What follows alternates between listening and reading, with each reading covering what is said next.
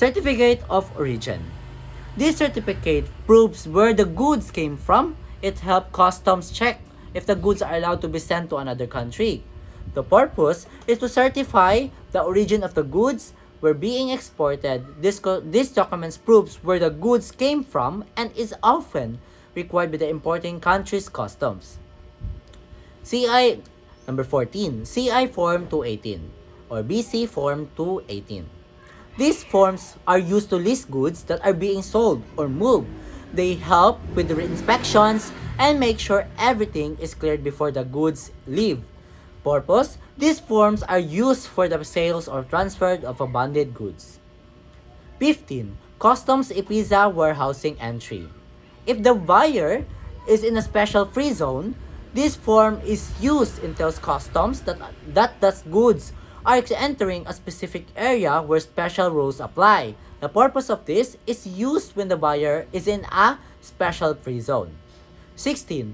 Transfer note or boat note. This repeated, but it's just a form to show that goods are being transferred or moved between parties. It's like a receipt. Purpose: as mentioned before, it's used to document and confirm the transfer of the custody of goods from one party to another.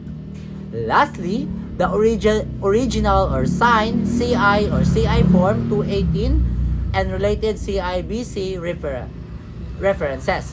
This form is used to prove that the goods are approved for export or transfer. It's like an official confirmation of the quantities, details of the goods. Purpose is to validate and confirm the quantities and description of goods being exported or transferred. In essence, each of these documents serves a unique purposes in the process warehousing, transferring, exporting, and clearing goods, ensuring that everything properly tracked, legal, and compliant with regulations.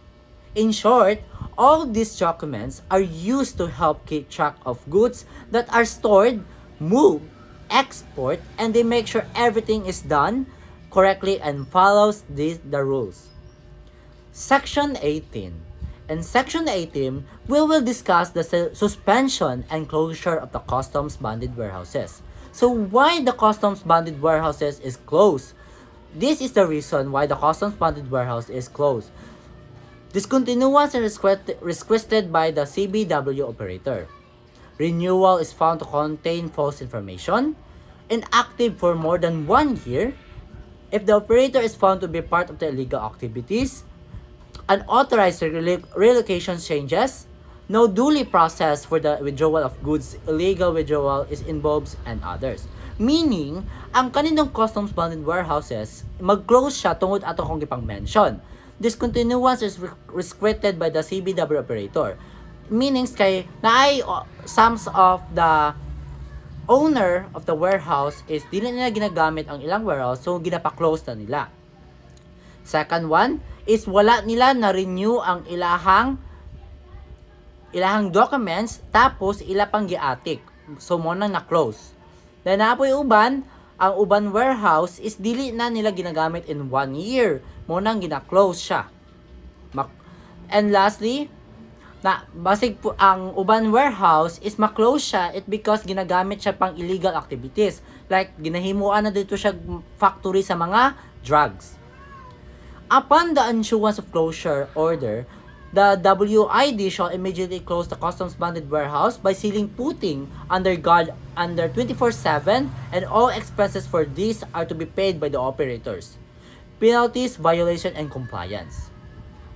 In this means, in Section 18, ang customs bonded warehouse must kung nag-close na ang customs bonded warehouse is kinakailangan siyang bantayan in 24/7, then binabayaran ang atong mga guard katong nagbantay sa warehouse aron katong gikan sa mga goods gikan sa warehouse. Now, and lastly, we are gonna be talking about the penalties, violations, and compliance. The first is diversion of the bonded goods, closure of the customs bonded warehouse, unauthorized withdrawal or transfer of goods to another customs bonded warehouse or free zone. The first offense, duties, taxes, charges on goods withdrawn, plus surcharge of 50% of duties, taxes, customs fees found to be unpaid. Second offense, same as the first offense. Suspension for 6 months also. Third offense, same as the first offense also. Closure plus closure of the customs bonded warehouse or isarado ang iyang warehouse. Withdrawal is attended with fraud.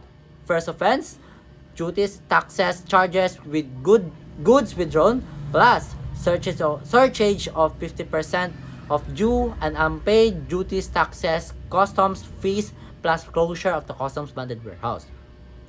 Lastly, operators who make such merchandise or baggage unlawful removed are punished under Section 1422 of the Customs Modernization and Tariff Act. Unauthorized changes in the customs bonded warehouse layout. First offense, suspension of warehousing privilege for 6 months. Second offense, closure of the customs bonded warehouse. Unauthorized structural changes of the customs bonded warehouse and or extension to warehouse. First offense, suspension of a warehousing privileges for 6 months. Second offense, closure of the customs bonded warehouse. Penalties for the late filing of the application for renewal of the ATO, 61 to 90 days before expiration, 150,000. 31 to 60 days before expiration, 200,000. 1 to 30 days before expiration, 250,000, and suspension of privilege as a CBW operator. Penalty for late expiration, 1 to 30 days for expiration of storage period is 10,000 per entry. 31 to 45 days from expiration of storage period, 20,000 per entry. Beyond 45 days, deemed abandoned.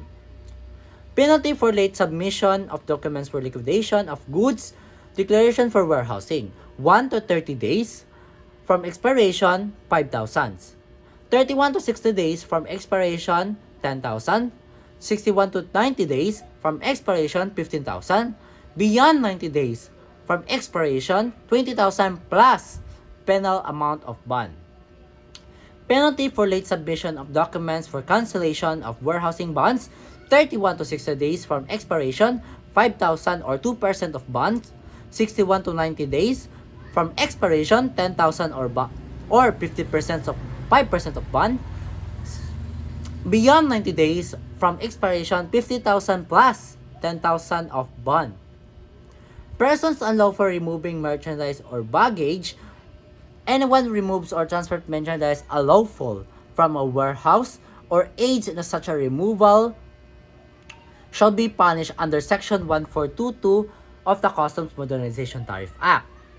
Breach of importation for surety company, the Bureau may file against importer or surety company for breach of bond or take action on importation pursuant to Customs Modernization and Tariff Act with penalties on existing regulations, fines, or surcharges.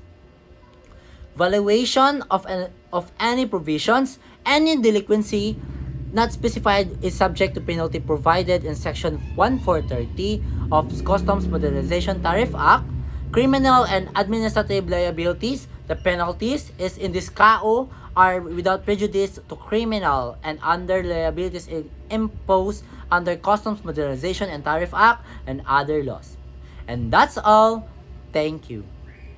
If you have a lot of questions, you must read of the section 2, 10, 11, 12, 18, and the penalties, inspection, and compliance.